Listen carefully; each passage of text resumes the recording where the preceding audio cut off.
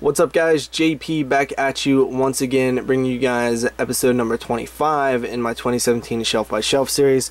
We are finishing off this monster shelf right here, and to do so we're in this last little section right here. So continuing along, the last of the Return of the Living Dead type movies, we have a Return to the Living Dead, which is the definitive Return of the Living Dead documentary. This is a very good documentary. I very much enjoyed this.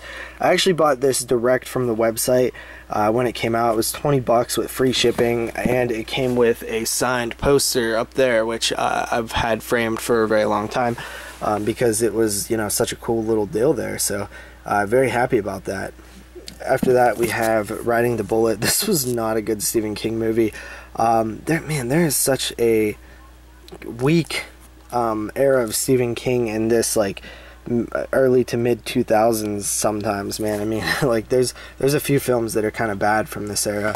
After that, we have Ring, or the original Ring. This movie to me is actually not that good. I watched it like 1 or 2 times. It's actually the first film I ever watched with subtitles in terms of like a foreign film.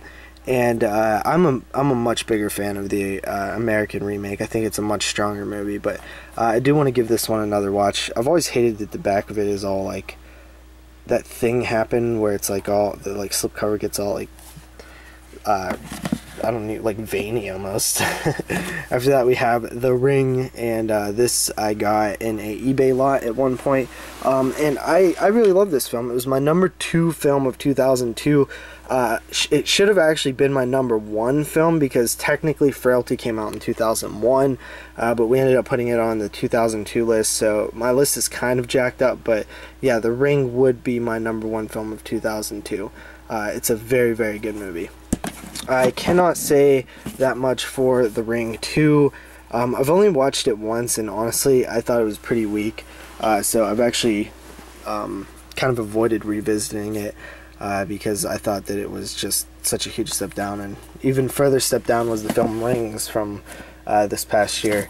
After that, we have Ritual, which actually has the Tales from the Crypt opening, which is pretty cool. This was originally supposed to be the 3rd film in the Tales from the Crypt movie series after the TV show ended, and actually, you know, it's actually not that bad. It's a film based on voodoo zombies, which you barely ever get. So I thought that was pretty cool. This is an absolutely dreadful cover. I can't believe they chose this cover. God damn you, Echo Bridge.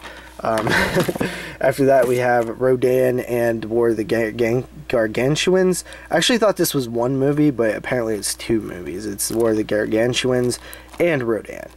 Derek hooked me up with this. I've actually not watched it yet, but it's something that I'll get around to eventually, for sure, I swear. I promise. After that, we have The Roost, and this was, I believe, Ty West's first movie, or one of his first movies.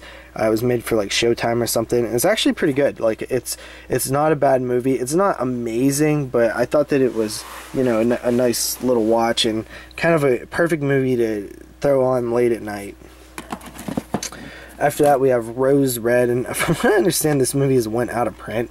And, dude, honestly, guys, like, this movie is just not very good. Like, I remember when it aired, you know, it was 2002. It was like, you know, a huge Stephen King movie. You know, anytime that stuff happened, it was usually a pretty big deal. But yeah, it's a movie that I watched for the 2002 show, and I honestly just wasn't that into it. It never really grabs me, and it didn't back when it came on either. You know, because I remember watching it for that, you know, reason. It was, you know, just came on the TV, premiered. What am I saying? After that, we have Rogue, which, this is a cool little slipcover, man. Dimension really did a good job with their slipcovers. This is a Killer Crocodile film. I know I've seen this, but it's been so long that honestly I don't really remember it that much. But I'm gonna check it out eventually. I love my Killer Crocodile movies, so of course I'm gonna check it out. I think it's Australian, actually. After that, we have Roommate Wanted, which is a remake of a movie called, like, it's like a bunch of like letters and numbers that stands for like two bedroom, 1 bath, kitchen, something. The original is a Japanese film, but I actually really like this. Alexa Vega is awesome in this movie. I thought it was pretty cool. After that, we have Rosewood Lane, and this is from the Notorious Victor Salva starring Rose McGowan. Yeah, I mean, it was an okay movie. It was not great. I thought it was a little bit weak towards the end. I thought the twist was kind of lame, but it's not a bad movie. After that, we have Rosemary's Baby. What are the chances that you have two two directors that are notorious for some sort of, you know, sex offending type thing right next to each other in alphabetical order? Kind of weird. Rosemary's Baby, absolute classic. Absolutely love it. It's one of my favorite movies ever made. What else can I say? I've only watched it one time, and maybe twice. I've watched it twice, but you know, both times, like the first time, I was like, it was a long movie and it kind of threw me off a bit, but I did not even notice the time. Like, I was just so into it. After that, we have Rottweiler. Was this a Stuart Gordon film? Or not Stuart Gordon, Brian Usna, directed by Brian Usna, of course, from Society fame. He's so hit and miss with his movies, but I don't even know. I don't even know. This cover, man, this goddamn cover. I'll have to check it out eventually, but Jesus Christ. After that, we have The Ruins, which I'm actually a huge fan of. This is one of my favorite movies from like this time period. 2008. Yeah, I mean, I absolutely love this movie. I still love it. It's just such a good movie to me. I cannot believe that people think that it's cheesy or whatever, you know. I think it's a great contained horror film. After that, we have Saint Nick, a Dick Moss film. I bet it's long. I don't even know. Actually, it's only 88 minutes. Wow, Dick Moss made a short film. Saint Nick, I've never seen this, but I actually really want to. He's the guy who did the 2 Killer Elevator movies in Amsterdam. So I've seen a couple of his films, and this one looks pretty cool.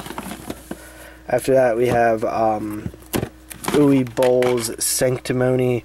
I think I've watched this, and honestly, like, I don't remember anything about it, but I'm sure it sucked. And after that, we have Santa's Sleigh, which is pretty fun. I remember seeing this at a like local kind of used movie store, and it was only $3. It says $6, but it was half off, so I definitely picked it up. And after that, we have Salem's Lot, which is a awesome movie. Absolutely love the original Salem's Lot, directed by Tobe Hooper. It's a little long, but it is such a creepy, like, scary movie, and honestly, like, I've been wanting to rewatch it, so gonna have to check it out again soon. And after that, we have the last for this part. We have the Salem's Lot remake TV movie. It just looks bad, and look at this cover. Look at this god dang cover. Like, that is so awful. Like, what the hell were they thinking? Like, what's the point of putting the poster so tiny there? Like, and the TNT We Know drama. Like, that's just awful. But anyway, guys, and look at the back. There's no description. It's literally just like the rundown of who like directed it, and then like some stills. Like, this is an awful DVD release. It doesn't even have the runtime or anything. Like, it doesn't have the region coding, nothing. Anyway, so that's it for this part, guys. I will see you guys in the next part, where we will be taking on this shelf over here. So see you guys then. We've completed this shelf, and we have 1, 2, you know, we still have a few more shelves of DVDs, but then we'll be moving on to the Blu-rays. Thank you for watching. Peace out.